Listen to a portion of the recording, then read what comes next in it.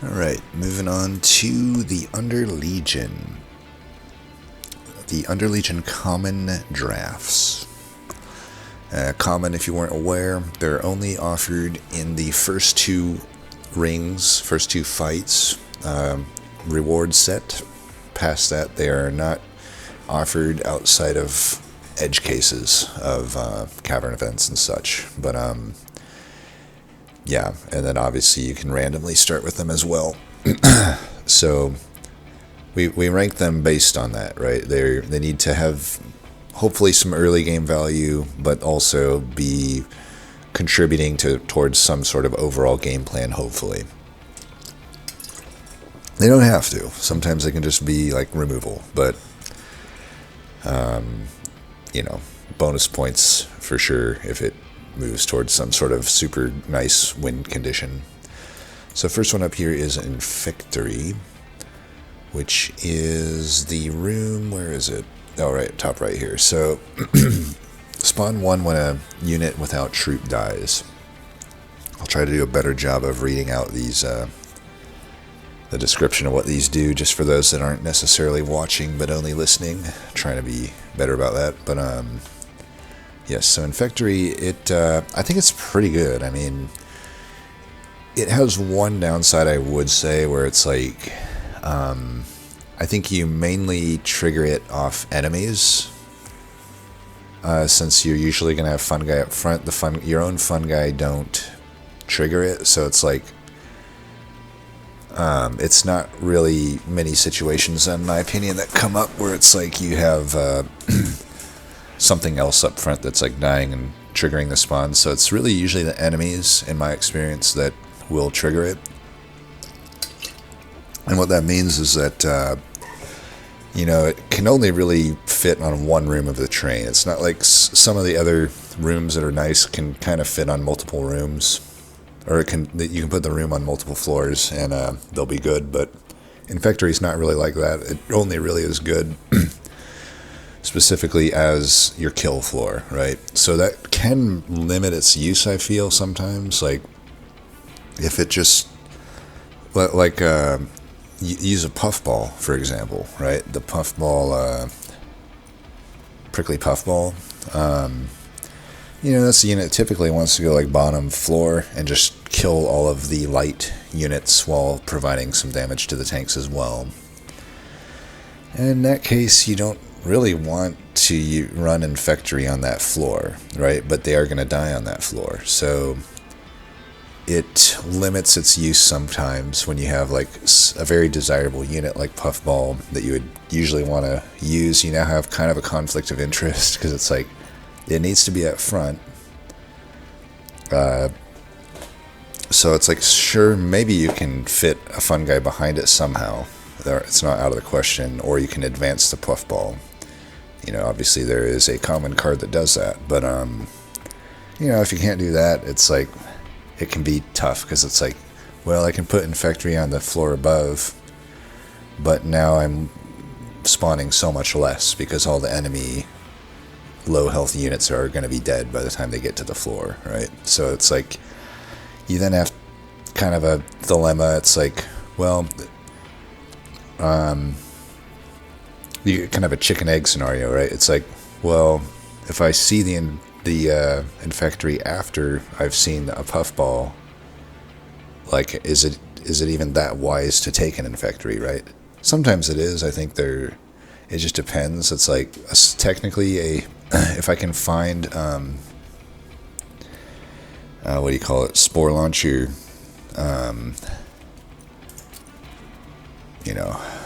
this guy, Spore Launcher, yeah, I did get his name right. Spore Launcher is the guy that does 2 decay on rally to all enemy units, AoE. Obviously, he actually is better. He has a higher ceiling than Puffball, right? So Infectory is a great way to attain that ceiling. So it's like, well, maybe I have the Puffball, but I could actually also still kind of speculatively take the Infectory. And then if I see a Spore Launcher, it's like, okay, I'm going to transition my game plan now, right? I'm just not really going to use the Puffball to clear AoE. I'm going to now just put the spore launcher at the bottom, right? So, you know, it's not like the end of the world if you have a conflict of interest, but it does just make things awkward sometimes, I guess is what I'm trying to say. Which I feel limits it from like S tier, but I do feel like probably A tier. I mean, it's really powerful with all of the powerful units in the clan, like, and even some of anything with a rally trigger, obviously, is what's going to work best with this room. But yeah, I think A. It's just maybe a little too awkward sometimes to put it to S. And the green recruit is not a really good picture here. I could have, I don't know, it's tough because the wiki doesn't put the units in card form, so when you try to make this tier list with like the cards and this, it doesn't work out so well. I could have spent a little more effort though.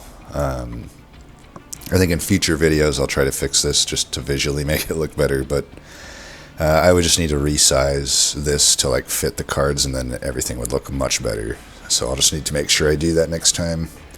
It's just annoying because like here it's not so bad, it's just one unit that I totally could have done, but sometimes with the others they're all like different sized and stuff, so it's like, I don't know, still just got to make them the same size as this and it'll work, but it's just annoying. Sorry, tangent that I'm sure nobody cares about. Anyway, green recruit. Extinguish. He's a 0-cost, 1-pip unit, 5/5 stats. And an extinguish trigger, which spawns 4 fungi. And I gotta say, it is a unit that should be good. I really don't take it that much. You know, it's just a problem of pip. We'll call it a pip problem. I don't know. It's a problem this clan has. It's just like, if the floors I would want to play this on would be rally floors, right? That's got to be the main draw of this unit. But the problem is, once you have the fun guy go down, it's harder to then put a green recruit down.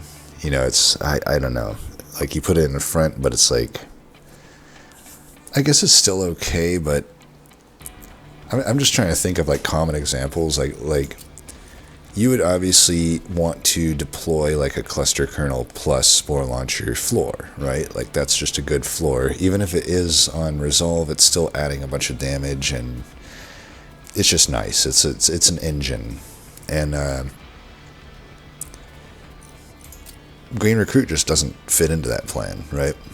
So it's never gonna, unless I want to really take a pip upgrade specifically for green recruit. And I suppose if I had an endless green recruit, maybe then it kind of makes sense. But I don't know. As I say that out loud, it does sound powerful, but there's a lot of chicken egg going there, and I just don't know that green recruit typically does much. Even the turns I take it should be more powerful, I feel, than it is in the early game. It doesn't actually feel that powerful in the early game to me, though, just because it's like, even by ring 2, it's hard for me to put it on a relevant floor, right? So I need pip space, and I don't know. All of the units that are like that for Underlegion are just kind of weird. It's like they should be powerful. On everything in the text suggests that they're powerful, but just they're not. They're kind of impractical, I feel, at least with how I usually am working it. So I kind of feel C. I don't know. It's hard for me to rank green recruit.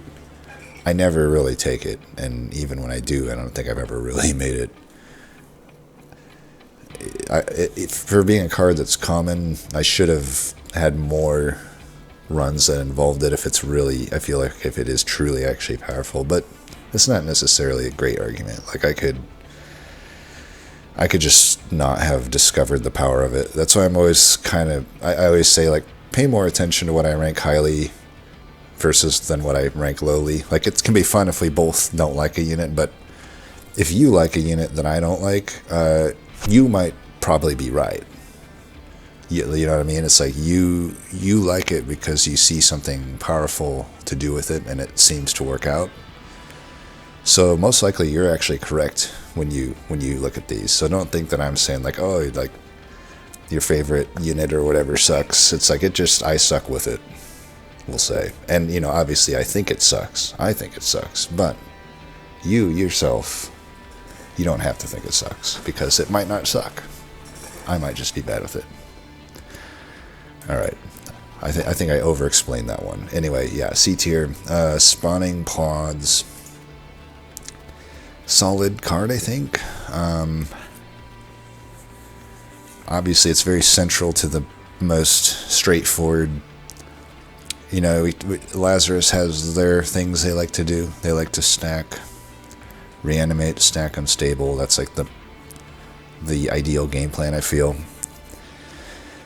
And Underlegion similarly has just sort of these rally a bunch of fun guy type plans that are generally pretty reliable if you can pull them off. And Spawning Pods is a card that it's kind of nice because it can either be similar to like a Forevermore Serum, where it just kind of moves you toward being able to put that type of deck together, but I would say a consumer move actually goes pretty hard on it, especially because you can combine it with a -2 Ember. So like, if you can get the thing to be 0 cost, spawn 4, and not consume, that's a pretty good dupe target. And now it's moved from not just being some sort of like piece to move you into like a rally deck. Now it is the rally deck, right? Like now it's like properly carrying the run. So it's a card that can carry, or it can just be kind of okay.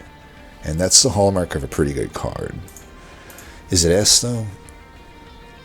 That's what I don't know. Because at its base, it's a 2 cost consumable. I feel like it's just okay in that form. In that form, it's more like a B to A tier card.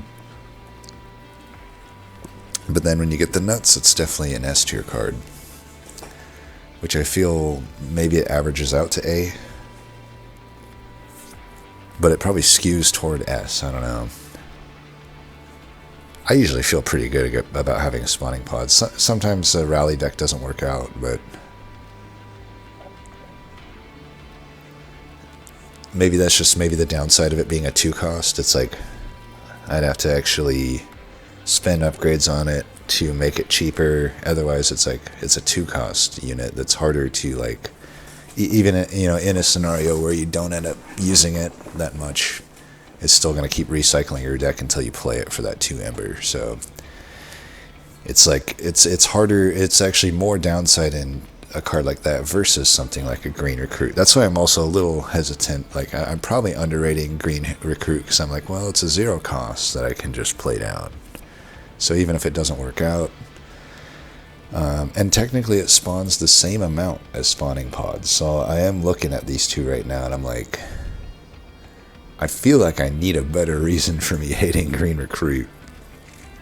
So like it very well may be good, because it's like, again, yeah, it costs 0 versus 2. But I don't know. It's like it's a unit, so you can't intrinsic it, you can't consume remove it. You can consume remove it with Endless, so that's pretty good. But I don't know, it's the pip. I feel like it all comes back down to the pip. It's like, this is just nice because it's a spell, and I can play it on a floor that's already over the limit, right? Because usually these Underlegion floors, the rally floors, in my experience, are going to be running over the limit because the fun guy is already getting spawned on a full floor. And I can't rely on a card that can be bottom decked to like just leave a space open without a fun guy or something. So I think I still maintain this ordering here. And then we got Rot, which is probably a card I'm higher on than most.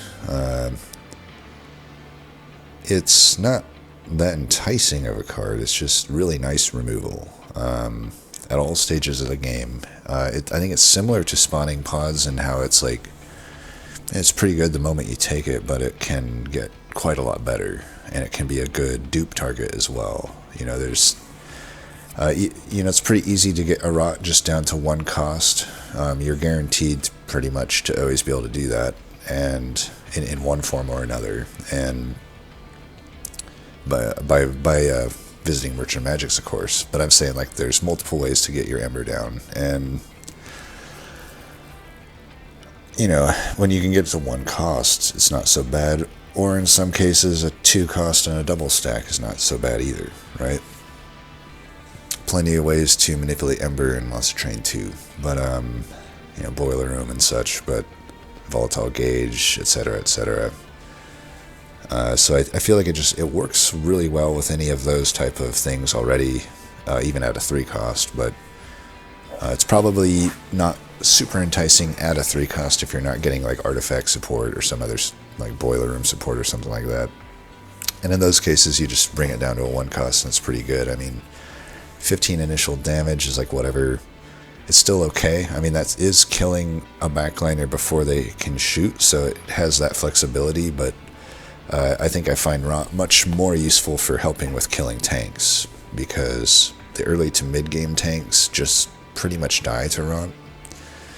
15, especially if you double stack it.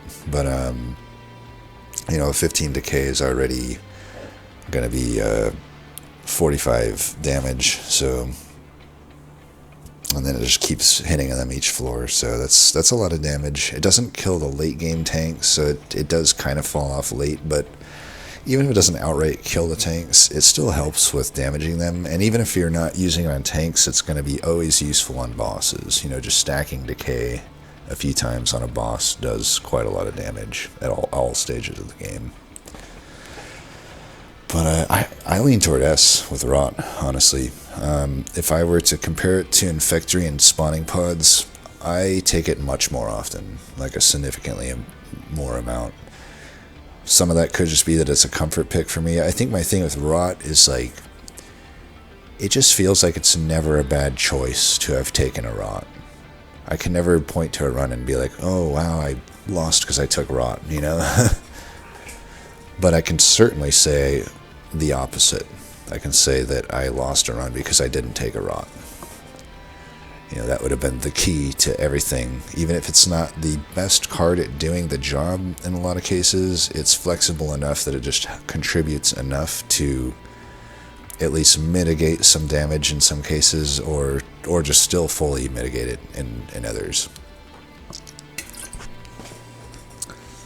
Okay, and then Proliferate. I like Proliferate. The results might be inconsistent, though. This comes down to my problem with Underlegion, which is the propagate keyword. Not a problem. It's not a problem like design-wise. I like the design of it. It's more of just a problem power-wise, where this is where a very central keyword to the clan is very much reliant on the other clan, in my opinion. Proliferate in the context of only Underlegion is just increasing the decay by 2 on the enemy, and maybe your fun guy up by 2, and I guess your regen if you care about that. And technically you could get their sap increased as well. So, but realistically, in the Underlegion, I mean, we can look through and make sure I'm being honest here. I don't think there's any other buffs or debuffs. It's just sap decay for the debuffs, and it's just regen and troop for the buffs, right? Like, there's no damage shield inherent to the clan, nothing like that, right? I guess you could say there's spikes in the clan with Bombabella, but that's edge case. There's not any other consistent ways to get spikes. So I guess what I'm trying to say is propagate is really good if you're like with Underlegion or somebody, or even like I don't know. It doesn't work on days is another thing. So it's like it doesn't even that would make it work well with some of these other clans, but there's just clans like Stygian, for example, where it's like, well, it's not really doing much there. It's basically the same stuff as Underlegion. It's like Frostbite, which is just a worse version of Decay, is your debuff, and then, you know, there's Daze, but you can't propagate that, and there is Sap as well, but, you know, it's like, okay, it's just more Sap to propagate that I already have in Underlegion. It's not like... Sap is probably the strongest of the things to propagate, to be fair, but that are kind of inherent to the clan, but I don't know, it just makes it very less powerful, and when you when that's what you're limited to, compared to like, oh, Lazarus, who has, you know, reanimates the high roll, but even beyond reanimate, it's like they basically have access to like every buff in the game pretty much. At least almost. I mean, it doesn't have Valor, I guess, but it has like Rage, Lifesteal, Damage Shield, Spikes. You know, it has them all, pretty much everything, and it's insane. Propagate is insane when paired with that. But, you know, I don't know. On average, I don't know that it is... I feel like you have those runs with Lazarus that really skew your perception of the card, and I think outside of Lazarus, I don't know, it's like it can be okay with like Luna, like I can get extra conduit, and that's pretty good, I'll admit. So it's not like there aren't other clans that have really good uses with it, but I think because, I don't know, like even Awoken, it's like, well, okay, Awoken has some spikes, but is spikes even that powerful with Propagate? I don't even think it is. 2 spikes, whatever. And beyond that, it's just regen, and for the enemy, I guess root in some cases. I don't know. It's like, it's just not much there in a lot of those. So it's like, how do I even rate the card? It's so good sometimes, it's so bad others. So it's like, I want to lean toward A, because it's still usable. You know, it's like I can use it with, for instance, a Madame Lionsbane, or not Madame Lionsbane, the Moral Mistress. You know, I can use it with the Moral Mistress, which does a etch keyword of applying DK8 to all the enemy units. It's okay with that. Like, it's mainly there because it's a consume, but then you're just having the propagate and hopefully high rolling it into something else. But even if it's just getting you 2 spawns, that's still okay. So I'm like, the high rolls of it are like for sure S tier, but I feel like the floor is still okay, right? Even if it's pretty limited compared to what it could be. I think it still just remains an A. And then Gooey Flask is, I don't know, I don't think it's that good. But it's another one where I'm like, maybe it's better than I'm giving it credit for. I feel like I have given the card a fair shake, though, and it's never impressed me that much. It's not useless, but the sap is just not a very high amount, and I don't really know what I guess in some cases you can start the sap and then do some crazy propagating with it, and then it's really good, but outside of that situation, I don't know, it's just like, it's just 2 sap, and that's all it's doing. It seems like it should be better, because a card like Drain, in my opinion, is really good, and all it's doing is a single target 3 sap, and it's discarding a random card. But in my mind, Drain is a way better card than Gooey Flask, so I don't know. It's, on paper, it seems like it should be so good, but in practice, I just don't find it is really ever doing that much. It's like, oh, I had a Gooey Flask, like, yay, that was totally worth the ember on whatever you put it on, but, you know, I'm being sarcastic, obviously, so I don't know. I think it's C tier, personally. I just rarely ever want to take it, and when I do take it, I'm like, did I need to take it? That's just my general feeling on it every time I've taken it. Because it's never standing out to me in any way of doing that much good. And then there's Glow Up, which is a pretty good card. It advances and propagates too. You can technically use it on enemies, I believe. I would assume so, based on the card text. But as you can tell, I don't really do that much on the enemy because this clan typically has a lot of AoE, so I just don't need to do that on the enemies. But for what it's worth, it can do that. But we're mainly just evaluating it on using it on your own units, and I think it's pretty good. It's the best way to set up some sort of setup where you have a fungi behind a unit. It's basically since, like we said, you're usually over the pip limit at some point, and then it's like the only way in clan to get your other unit forward, really. So on that, simply having the advance word is actually pretty useful in this clan. But Propagate 2 is probably the more powerful element of it still, right? The advance is just nice for that situation. Outside of that situation, I don't know that you care too much about the advance. So it's like you kind of are taking it usually for the Propagate 2, and then it's just opening up the chance for you to do something like put a a puffball, for example, in front while having a fungi behind. Then you can have that situation where we talked about, where we still put the fungi room, whatever it's, infectory room, in the same room as a puffball. That's a card that allows you to do that because of the advance. But I don't know, it's pretty good. I mean, if you just hold it over, if you can hold over and spell chain it, that's pretty nice too, or just spell chain in general. Then you get Propagate 4, that's on the level of a spawning pods for spawning fungi. Yeah, my brain is just hanging in there right now.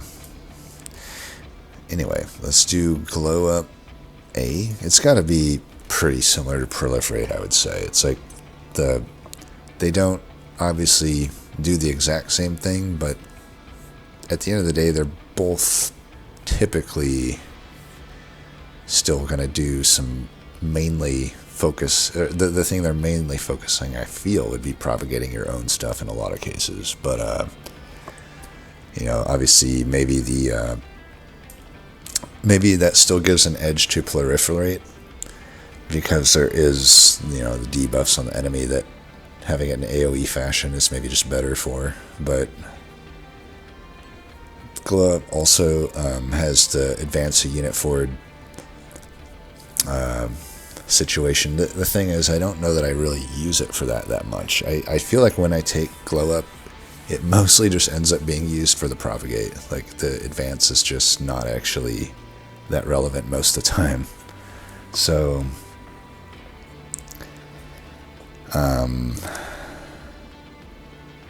I would assume it's worse than Proliferate, but not by much. Not by much.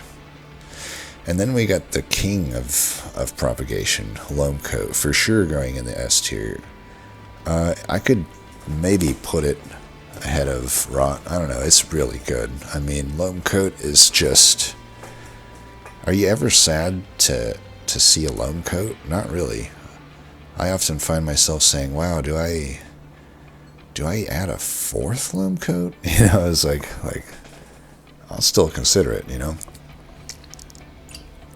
Say you start with 2 Loamcoats, you took one already, and then another one comes up. It's such a good card that even though it makes no sense to do so, I'm still like, maybe I can have 4 of these. I don't know, It is kind of that good.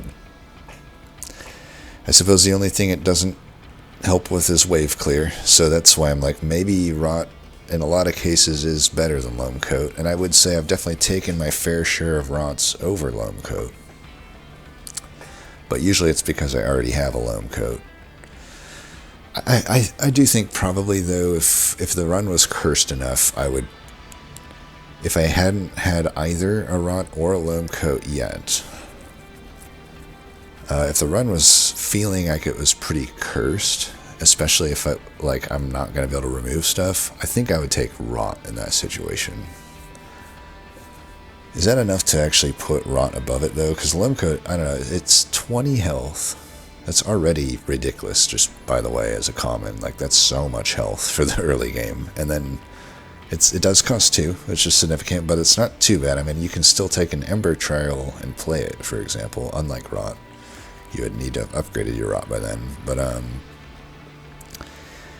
then the effect here on Loamcoat is so good. It's like, you get the regen. Regen is not that good in Monster Train 2 by the end game, but it's still like pretty good in the early to mid game. So in terms of being a common, you know, the regen's actually a pretty welcome buff in that early to mid game when you're at the point you're taking a Loamcoat.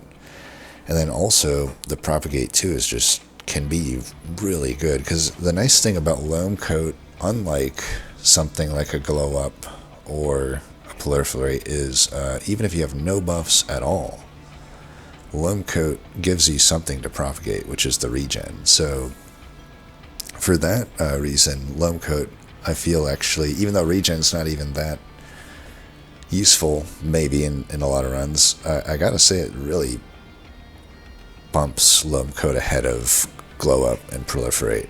There's just a lot, that plus the 20 health there's just a lot going for it, plus I can deploy it if I need to, but honestly, a lot of time I'm just putting it on Fun Guy, so, which again, the regen doesn't really matter there, but still, just 2 propagate every turn for only just the one-time cost of 2 Ember. That's really good on pretty much anything. Anything that wants to frontline, I guess.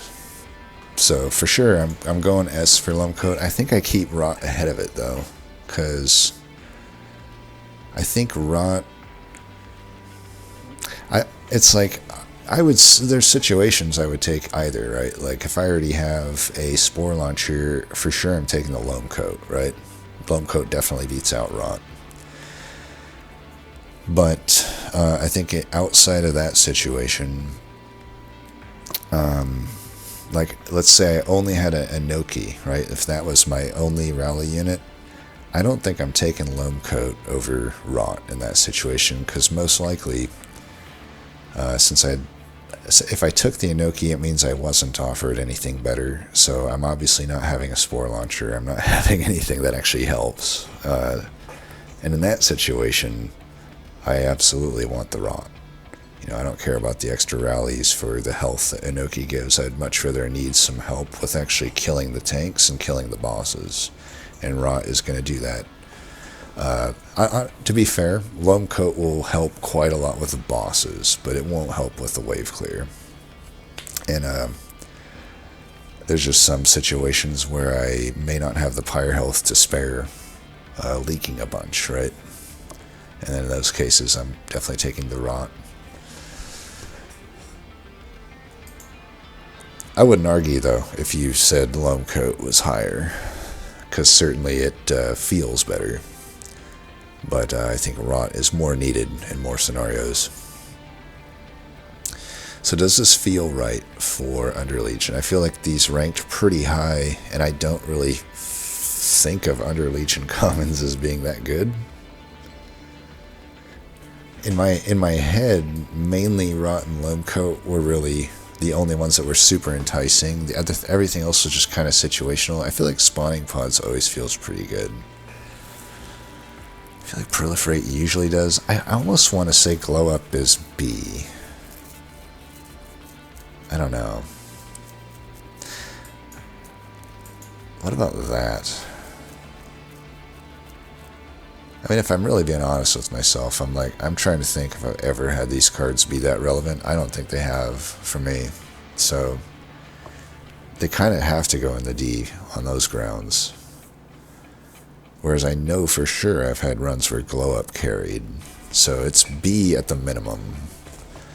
I know for sure all of these, every card up here has carried. These cards I for sure haven't carried with. So I think there should be at least a 1-tier gap between them. But also I don't think I take glow up nearly as much as I'm taking Proliferate or spawning pods. I could even argue the take rate on Infectory is lower for sure than those spells, but it probably does more actual value than those spells, so is the lower take rate worth more? Or is like the, is the higher take rate of these worth more than the value of this one? That's where it gets tricky. But I think I default to take rate in these type. If I'm really splitting hairs between cards, my default will always be take rate, I think, because value is much harder for me to assess. Because I don't really have that I can't analyze that type of data. I guess I could if I really got creative, but I just haven't. So, but I have looked at my take rates, right? So when I look at my take rates, it's like Infectory is significantly below these, almost enough to put it into the B. But I don't know. Infectory is always, it's always good, at least usually. I feel like it is A. But there's just better things a lot of the time. But I'm never sad to have an Infectory. I have had plenty of runs where Glow Up didn't really actually do anything, so I feel like it might be the one that's the odd man out here in the B tier. This feels better. It's like, this might more accurately reflect how I feel about the Underlegion cards. It's like there's some really good ones, but then there's just kind of meh ones to situational to just always kind of bad, but yeah, Underlegion. Anyway, I need to go to sleep. So, as always, thanks for watching, and until next time, peace.